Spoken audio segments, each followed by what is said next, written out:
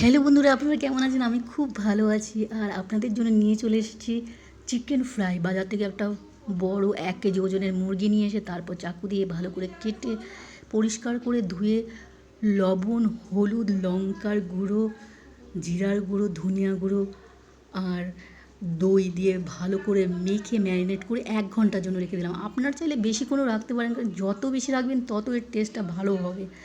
আমি বেশিক্ষণ রাখিনি, ১ ঘন্টাই রেখেছি। তারপর কড়াইতে তেল দিয়ে তেলকে ভালো করে গরম করে তারপর একে একে ছাঁকা তেলে ভেজে নিলাম। দেখুন এইভাবে উল্টে পাল্টে ভেজে নিতে হবে। তারপর একে একে সবগুলো ভেজে নিলাম। ভেজে নিয়ে আমি আমার বর দুজনে থালাতে নিয়ে এবার বসে পড়বো খেতে। আমার তো ভীষণ পছন্দ চিকেন ফ্রাই।